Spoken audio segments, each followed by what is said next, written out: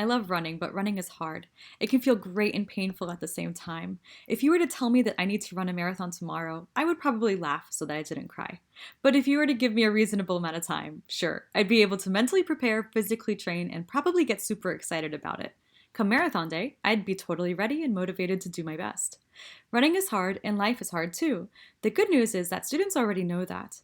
But shouldn't we be preparing them for the realities of tomorrow and the marathon ahead?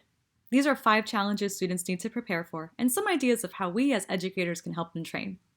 First, the automation of jobs is well on its way. That's why we need to start teaching students tech skills and programming students with knowledge about, well, programming, troubleshooting, and how algorithms and computer systems work. My grandfather was the type of man who would type everything in all caps so he could see it better. But he wasn't afraid of tech. In fact, he embraced it.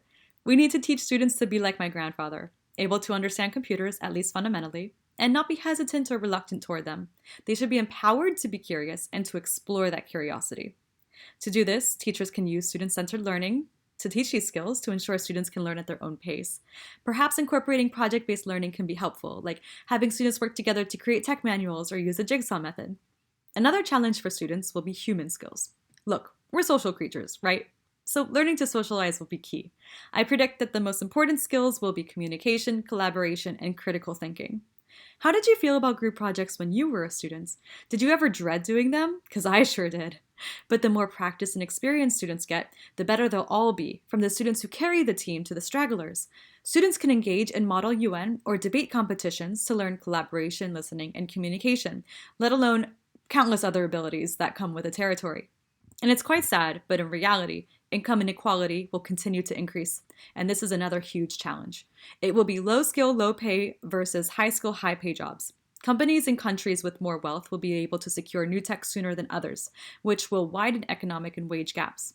And as many of today's jobs become obsolete, we as educators will need to ensure that our students are prepared for the jobs to come. How do we do that? I have to touch back upon automation here, since much of the research I've been seeing has shown that it will free up our hands. Jobs that require more thinking and human-to-human care will increase the number. It's nearly impossible to foretell what jobs will be coveted in the future, but looking at those of today, like leaders, doctors, lawyers, and all the jobs that our parents always dream and hope for us, we can see common traits: strong critical thinking, composure under pressure, and problem solving. Students will need to learn to lead the way and manage employees and systems well. Project-based learning would be huge here, especially in groups. Giving students as much choice as possible would be ideal to create intrinsic motivation.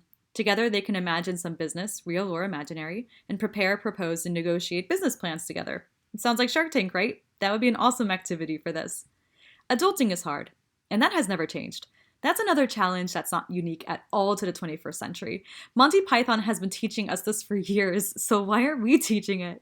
Let's teach adulting skills early, like knowing how to prioritize projects and manage projects in time well, adopting personal accountability, mastering financial and digital literacy, and being a pro at stress management. Teachers should be able to give students some leeway. In our VC, I wrote down a rather thought-provoking quote from Andres. If you're a really good teacher, you can be doing your students harm. Students should be building accountability for their own learning, and the old adage applies here: teach a man to fish. But these days, swimming in pools of misinformation, it's also about fishing in a healthy pond versus a polluted one. However, these skills can be easily built into the curriculum or designated as homework projects in appropriate classes like math or home economics. There are a variety of free websites and apps online where students can get a taste for these skills and then apply it into their own lives afterward. Finally, there's one more challenge students will face tomorrow: competition. The world population is increasing. There's already a race for wealth, power, and status, but on the ground level, it's also a race for livable wages and life balance. And Alton brought up a great point in the discussion forum regarding the way to break the chain and bridge the gap between those born into advantageous situations and those not. So let's teach networking, personal brand management, and digital citizenship so students don't lose points over the little silly mistakes that we all make in our adolescent years. Schools and students can become stronger by training for these 21st century skills, offering clubs that further practice these abilities, even working together to match curricula and share best practices for teaching and differentiation.